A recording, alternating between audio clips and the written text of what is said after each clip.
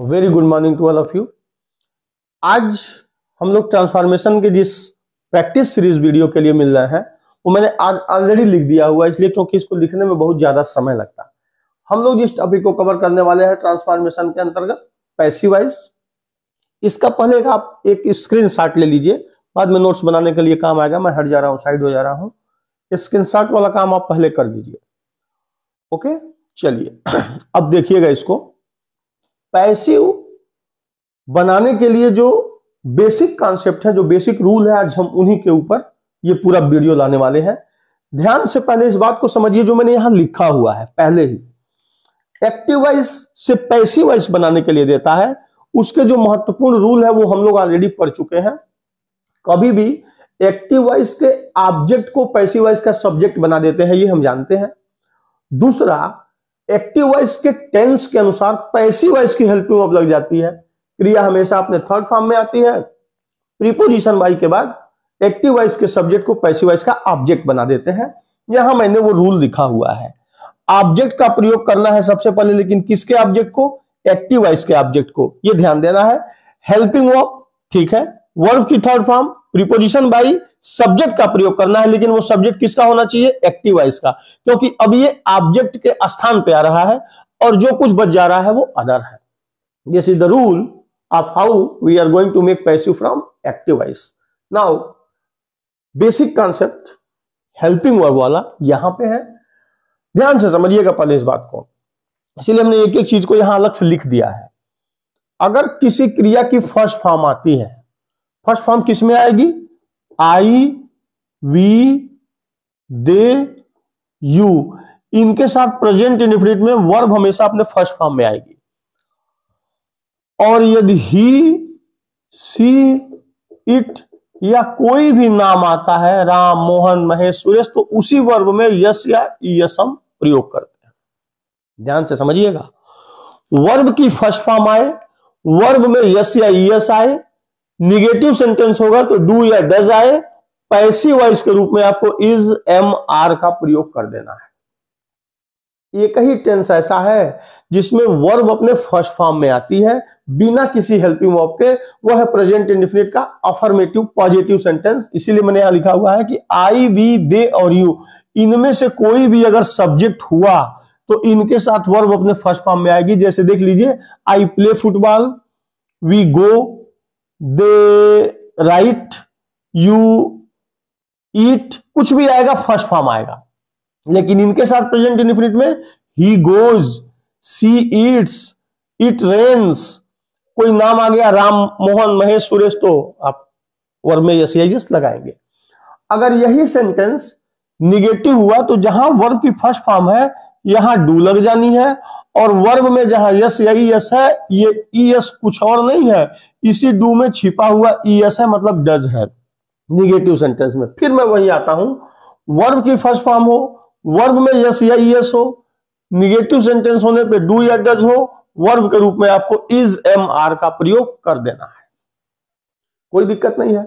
वापस आइए, अगर वर्ब में आईएनजी आई और हेल्पिंग वर्ब के रूप में इज, एम, आर का प्रयोग हुआ, मतलब प्रेजेंट कंटीन्यूअस, तो इज, एम, आर के साथ आपको बीइंग का प्रयोग कर देना है पैसिव बनाने के लिए हेल्पिंग वर्ब के रूप में। क्रिया अपने थर्ड फॉर्म में हैज, हैव के साथ आएगी, तो हैज और हैव के साथ आपको पैसिव बनाने के लिए बीन का प्रयोग कर देना है। Has been, have been. देखिएगा ध्यान से, प्रेजेंट के तीनों कंप्लीट हो गए और प्रेजेंट परफेक्ट कंटीन्यूअस की पैसिव वॉइस नहीं बनती। Present indefinite is, am, are present continuous में, present continuous is, am, are tense के हिसाब से बीइंग लग जाएगा पैसिव में। हैज, हैव के साथ अगर क्रिया थर्ड फॉर्म में आती है तो पैसिव बनाने के लिए हैज, हैव के साथ हमें बीन का प्रयोग कर देना है। तो प्रेजेंट के ये तीनों हो गए। इसी बात को हमने एक दिन आपसे कहा था कि पैसिव बनाने के लिए आपको एक स्टेप आगे लेना होगा। मतलब प्रेजेंट इंडेफिनिट अगर आप पहचान जाए तो प्रेजेंट कंटीन्यूअस की हेल्पिंग वर्ब आ जाएगी। प्रेजेंट परफेक्ट अगर आप पहचान गए तो प्रेजेंट परफेक्ट कंटीन्यूअस की हेल्पिंग वर्ब उसमें आ जाएगी। एक स्टेप आगे चलता है पैसिव वॉइस का हेल्पिंग वर्ब। एकदम सेम यही प्रक्रिया है अगर वर्ब अपने सेकेंड फॉर्म में आए, पॉजिटिव सेंटेंस में आता है पास्ट इंडेफिनिट में, और निगेटिव हुआ डिड आए, तो भाई पास्ट इंडेफिनिट एक कदम आगे जाएंगे तो क्या हो जाएगा? वाज और वर। अगर वर्ब में आईएनजी है वाज वर्ब के साथ, तो वहां वाज वर्ब के साथ बीइंग लग जाएगा पैसिव में, जैसे कंटिन्यूअस में। और जैसे यहां हैज हैव के साथ थर्ड फॉर्म है, हैड के साथ होगा तो हैड बीन लग जाएगा, कोई दिक्कत ही नहीं है। मतलब जैसे प्रेजेंट चल रहा है वैसे पास्ट चल रहा है, कोई दिक्कत नहीं है। फ्यूचर इंडेफिनिट में भी वही है। अगर वर्ब की फर्स्ट फॉर्म विल शैल के साथ इंडेफिनिट बनाती है, तो विल शैल के साथ बी प्लस वर्ब की थर्ड फॉर्म आ जाएगी। मतलब future indefinite also in future continuous, will be shall be. क्रिया की third form will have shall have, अगर एक्टिव वॉइस में आती है तो विल हैव शैल हैव के साथ बीन का प्रयोग हो जाएगा, तो हमारा पैसिव बन जाएगा। मॉडल भी मैंने इसलिए लिख दिया है कि कैन में शुड इस तरीके के जो भी आपके मस्ट जो भी मॉडल है, इनमें बी प्लस वर्ब की थर्ड फॉर्म लग जाती है। Can be, may be, should be plus verb की थर्ड फॉर्म, तो पैसिव बन जाता है। ये है हेल्पिंग वर्ब का नियम। आसान लिख दिए हैं याद करने के लिए, उससे भी आसान एक कदम आगे, उससे भी आसान एक दिन आपको बताए थे कि डू बी हैव। डू में हमेशा डू मतलब डू डज डिड, एक कदम आगे जाएगा तो present indefinite is am are was were. Continuous होगा is am are was were के साथ बीइंग लग जाएगा। और हैव के साथ मैंने कहा था हैज हैव हैड के साथ बीइंग लग जाएगा, काम खत्म। पैसे हेल्पिंग वर्ब का बाकी कुछ करना ही नहीं है। अब ये हेल्पिंग वर्ब है, ये इसका रूल है।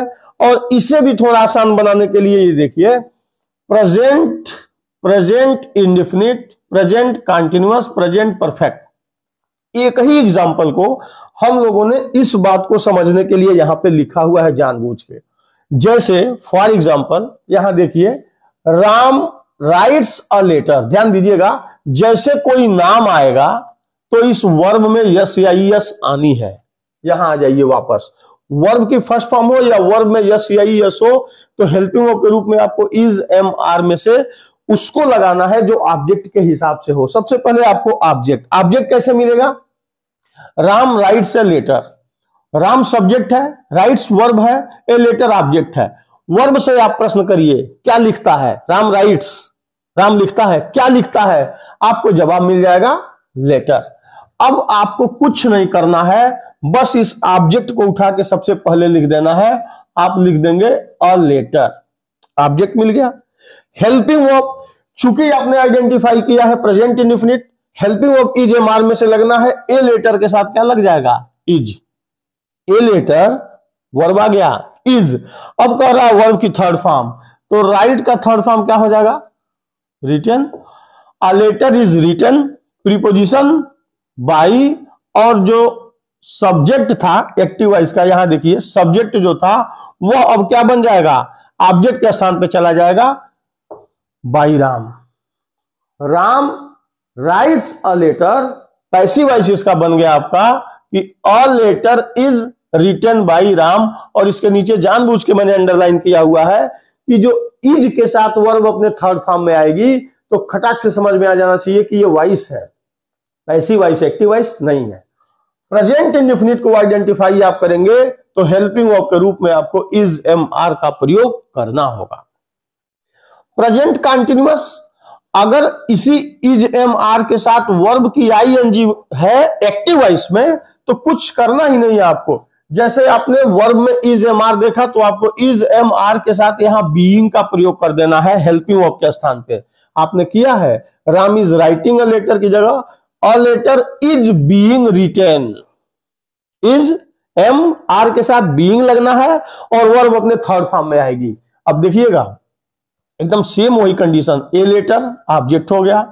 चूंकि यहां इज राइटिंग है प्रेजेंट कंटिन्यूअस, पैसिव वॉइस में is being, am being, are being में से कोई एक होगा।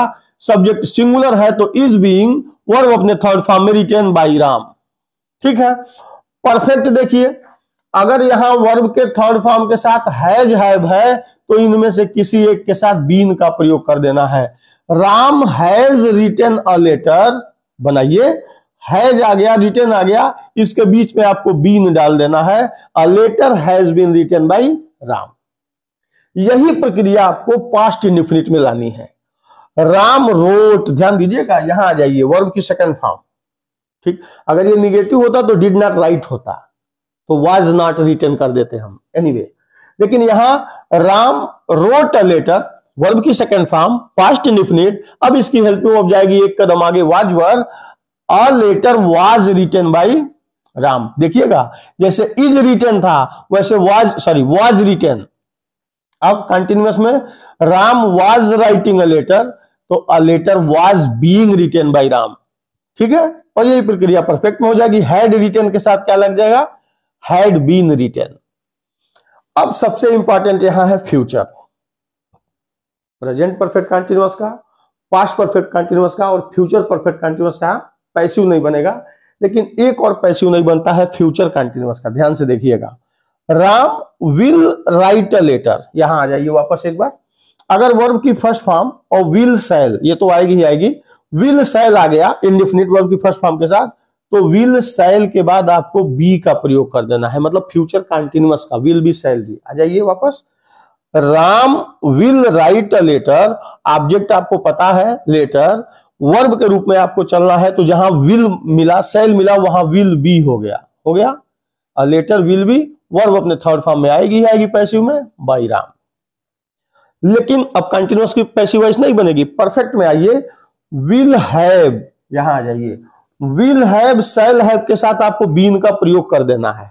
तो जैसे कह रहा है कि Ram will have written a letter, Ram एक पत्र लिखेगा या लिख चुका होगा, परफेक्ट आ गया, तो ऑब्जेक्ट आपको मिल गया a letter, will have been का प्रयोग कर देना है रिटन के साथ, और इस तरह आपका पैसिव के एक ही सेंटेंस को अलग अलग टेंस में रख के पैसिव वर्ब से समझने का हम लोग प्रयास किए हैं। महत्वपूर्ण ये भी नहीं है। यहां मैं फिर एक बार कहूंगा कि आप स्क्रीनशॉट अगर अभी भी न लिए हो तो ले लें, नोट्स बनाने में काम आएगा। अब देखिएगा, अगर इसमें से हम किसी एक सेंटेंस को अपने हिसाब से लेके चलें कि Manoj pledge cricket very well. अब देखिएगा, सबसे पहली बात पैसिव बनाने के लिए जो 4 बेसिक रूल है कि आपको पहचानना पड़ेगा कि ये सब्जेक्ट है, क्योंकि ये इस प्ले नाम की वर्ब जो है, इस वर्ब को करने वाला मोहन है, मनोज है। तो मनोज डूअर हुआ, सब्जेक्ट हुआ, ये वर्ब हुआ। अब इस वर्ब से आप प्रश्न करिए कि मनोज प्लेज, मनोज खेलता है, पूछिए व्हाट प्लेज, क्या खेलता है, आपको ऑब्जेक्ट मिल जाएगा। तो सब्जेक्ट मिल गया, वर्ब मिल गया, ऑब्जेक्ट मिल गया, और जो बच गया वो अदर है। उसका बहुत महत्वपूर्ण रोल पैसिव वॉइस में नहीं है। पैसिव में मुख्य काम यह है कि if the subject is given much importance in the given sentence is known active voice, and if the object of the sentence given much importance then subject is known as passive voice. अब अगर हम यहां Manoj pledge cricket की जगह cricket को वरीयता दे दे, cricket को हम सब्जेक्ट के स्थान पर रख के इसके वॉइस को चेंज कर दें, तो पैसिव वॉइस। सब्जेक्ट मिल गया, वर्ब मिल गया, ऑब्जेक्ट मिल गया। ध्यान देने वाली सबसे महत्वपूर्ण बात इसमें यही है कि जैसे ये तीनों आइडेंटिफाई हुए, आपको टेंस पहचानना है। टेंस आपने देखा कि अरे यार ये तो वर्ब में यस या यस दिखा रहा है, प्रेजेंट इंडेफिनिट लोकेट हुआ, तो प्रेजेंट इंडेफिनिट में पैसिव वॉइस की हेल्पिंग वर्ब एक कदम आगे बढ़ाइएगा, इज एम आर। कोई कंफ्यूजन नहीं है, यहां पे आप लिख देंगे क्रिकेट।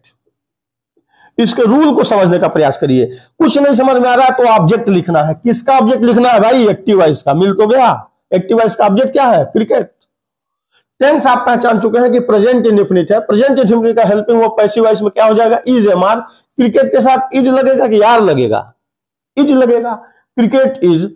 अब ऑब्जेक्ट हो गया, हेल्पिंग वर्ब हो गया पैसिव का, वर्ब की थर्ड फॉर्म पैसिव में हमेशा आएगी, तो प्ले का थर्ड फॉर्म कर देंगे क्या? Played. Cricket is played by Manoj. ठीक है, अब जो बच गया अदर है वो लास्ट में हम लगा दें वेरी वेल। देखिएगा, इसे कहते हैं ट्रांजिटिव वर्ब। ऐसा वर्ब जिसमें उसका ऑब्जेक्ट दिया हो। जिस वाक्य में ऑब्जेक्ट नहीं दिया होगा उसका पैसिव वॉइस नहीं बनेगा। इसी एग्जांपल को आप करके देख लीजिए। अगर इसी को हम कह दें कि Manoj plays very well, Manoj बहुत अच्छा खेलता है। अब आप देखिएगा इसमें ऑब्जेक्ट हट गया। क्या खेलता है? वो जवाब नहीं है, क्रिकेट है कि फुटबॉल है कि क्या है। हमने बस ये कहा कि ही प्लेज वेरी वेल, बहुत अच्छा खेलता है। चूंकि इसमें ऑब्जेक्ट नहीं है, इंट्रांजिटिव वर्ब है, इसलिए इस वाक्य का पैसिव वॉइस नहीं बनेगा। ये ध्यान देना है आपको। आगे बढ़ते हैं इसी क्रम में। यहां पे आप देखिएगा, दूसरे सेंटेंस की तरफ चलेंगे। अगर आपको वाक्य मिल जाए कि Neha cooked food for you. आइए, Neha cooked food for you. Cooked verb है, कुक्ड से पूछो क्या बनाती है, ऑब्जेक्ट मिल गया फूड। ये हो गया subject, subject verb object other. आगे बढ़ते हैं। सबसे पहले आपको करना है इसका टेंस पहचानना है। देखिएगा पूरे यहां कॉन्सेप्ट में वर्ब अपने सेकंड फॉर्म में कहां है। अगर बेटा ये थर्ड फॉर्म होता तो has, have, had, will have, shall have में से कोई न कोई यहां इसके पहले आया होता। वर्ब की सेकंड फॉर्म एक ही कंडीशन में आती है, पास्ट इंडेफिनिट में। वर्ब की फर्स्ट फॉर्म बिना हेल्पिंग वर्ब के एक ही कंडीशन में आती है, प्रेजेंट इंडेफिनिट में। तो अगर यहां कुक रहता तो नेहा के साथ सिंगुलर है तो कुक्स हो जाता, लेकिन आई भी दे यू के साथ कुक होना चाहिए था, तो एक प्रेजेंट इंडेफिनिट होता। अगर पास्ट इंडेफिनिट है तो कुक्ड हो गया। इससे वर्ब से आप पकड़िए, जैसे पास्ट इंडेफिनिट आप पहचान गए कि वर्ब की सेकंड फॉर्म है, एक कदम आगे बढ़ाइए तो पास्ट इंडेफिनिट से एक कदम आगे बढ़ाएंगे तो पास्ट कंटीन्यूअस। आइए यहां देखिए, अगर वर्ब की सेकंड फॉर्म या निगेटिव सेंटेंस में डिड होता है तो हम एक कदम आगे बढ़ाते हैं हेल्पिंग वर्ब के रूप में, तो हमें मिलता है वाज और वर। काम आसान हो गया। आप यहां लिखेंगे ऑब्जेक्ट को कि फूड, वर्ब को आपने लोकेट किया है वाज, कुक अपने थर्ड फॉर्म में आ जाएगा बाई, नेहा, जो बच गया वो अदर। क्या प्रॉब्लम आ रही है इसमें? कोई दिक्कत नहीं है, लेकिन एक बात याद रखिएगा, पहला हम लोग प्रेजेंट इंडेफिनिट का बनाए, दूसरा बनाए पास्ट इंडेफिनिट का। आइए अब देखिएगा इसी वाक्य में अगर कह दिया जाए कि Rakesh will, future, Rakesh will tell you about this story. Rakesh will tell you. आइए, राकेश विल टेल यू किस में आ गया? Future indefinite. वर्ब की फर्स्ट फॉर्म आई किसके साथ? विल या शैल में से किसी एक के साथ। कुछ नहीं करना है, बस इसमें बी जोड़ देना है और दी हुई क्रिया के थर्ड फॉर्म को अप्लाई कर देना है। Rakesh will tell you, object आपको मिल गया यू। चूंकि यू का सब्जेक्ट भी यू होता है, यू का ऑब्जेक्ट भी यू होता है, बस वो प्लेस के हिसाब से डिसाइड करते हैं। यहां ऑब्जेक्ट के स्थान पे था, अब यहां सब्जेक्ट के स्थान पे आ गया। ऑब्जेक्ट को हम लोगों ने एक्टिव वॉइस में लगा दिया यू को, तो यू के साथ विल तो आएगा ही, इसके साथ बी आ जाएगा, आएगा ना, विल और शैल के साथ बी आएगा। ठीक है, तो यू विल बी क्रिया अपने थर्ड फॉर्म में आ जाएगी, तो टोल्ड बाई राकेश आएगा ना अबाउट दिस स्टोरी। यहां भी चेक कर सकते हैं फ्यूचर इंडेफिनिट में, Ram will write a letter, तो a letter will be written आ गया। यू विल बी टोल्ड, जो क्रिया होगी उसकी थर्ड फॉर्म आ जाएगी, विल और शैल के साथ बी आ जाएगी। मतलब प्रेजेंट इंडेफिनिट का एक एग्जांपल आपने अपने से किया, पास्ट इंडेफिनिट का किया, फ्यूचर इंडेफिनिट का किया। कोई भी वाक्य अब आपके सामने आए, फर्स्ट से पहले ये एक्टिव वॉइस है, ये ध्यान दीजिएगा, ये टेंस है, ऐसे समझिए ना, ये टेंस, इसमें से आपको फटाक से पहचानना है कि क्या आया है, और ये वो है जिसको आपको पता चल जाएगा कि हमें हेल्पिंग वर्ब के रूप में प्रयोग किसका करना है। उसके बाद केवल एक ही रूल बचता है, एक्टिव वॉइस के ऑब्जेक्ट को बाहर निकालिए, पैसिव वॉइस के इस वाले हेल्पिंग वर्ब को यहां पुटअप करिए। तीसरा कह रहा है कि क्रिया अपने थर्ड फॉर्म में आएगी, प्रीपोजिशन बाई, सब्जेक्ट को, एक्टिव वॉइस के सब्जेक्ट को जो ऑब्जेक्ट के स्थान पे आएगा, इसके बाद जो बच जाएगा वो अदर। पैसिव बनाना आसान। अगर सेंटेंस आ जाए कि मोहन इज निगेटिव दे रहे हैं जानबूझ के, is not playing, Mohan is not playing football today, कुछ भी लिख दो, Mohan is not playing football today, Mohan आज फुटबॉल नहीं खेल रहा है। यहां आ जाइए, पहले कह रहा है कि वर्ब में आईएनजी हो और इज एम आर हो, मतलब प्रेजेंट कंटीन्यूअस, तो कुछ मत करिए, इज एम आर के साथ यहां बीइंग का प्रयोग होना है पैसिव बनाने के लिए। यहां देखिए present continuous, Ram is writing a letter, यहां पे एक वाक्य ऑलरेडी है, आपने बना दिया a letter is being written by Ram, ठीक है। अगर यही होता Ram is not writing, suppose not होता तो अ लेटर इज नॉट, अगर यहां इज के बाद नॉट है तो यहां भी इज के बाद नॉट आ जाएगा, दोनों के बीच में आ जाएगा। आइए, ऑब्जेक्ट को लेके कोई कंफ्यूजन किसी को बिल्कुल नहीं होगा। क्या खेलता है? फुटबॉल, तो फुटबॉल वर्ब के रूप में इज, निगेटिव है तो नॉट।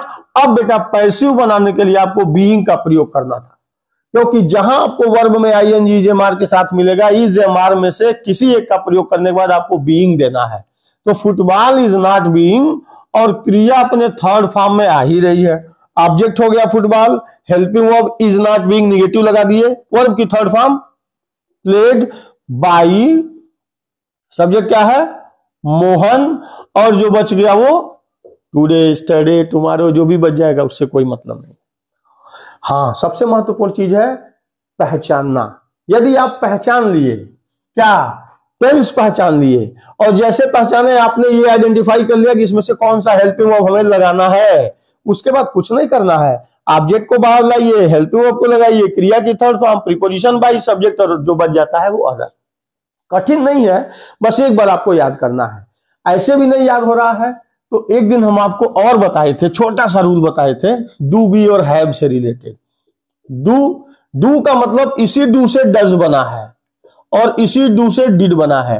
अगर इनमें से कोई आता है तो इज, एम, आर, वाज और वर, अगर ये लोकेट होते हैं तो पैसिव वॉइस की helping verb is, am, are, was, were. अगर टू बी का मतलब is, am, are, was, were, अगर ये आते हैं is, am, are, was, were के साथ वर्ब में आईएनजी आएगी, हमेशा ध्यान देना है। बस is, am, are, was, were के साथ यहां पे आपको बीइंग का प्रयोग कर देना है। और हैव वाले वर्ब के साथ यहां सिंगुलर हैज और पास्ट में हैड हो जाएगा। अगर ये आते हैं तो इसमें बीइंग का प्रयोग कर देना है। भाई यही तो याद करना है आपको, is, am, are, was, were लगेगा कि is, am, are, was, were के साथ बीइंग लगेगा कि has been, had been, have been, मतलब इनके साथ has, had, will have, shall have के साथ बीन लगेगा। ये आपको आइडेंटिफाई करना है। आज के वीडियो में बस इतना ही। बहुत बहुत धन्यवाद।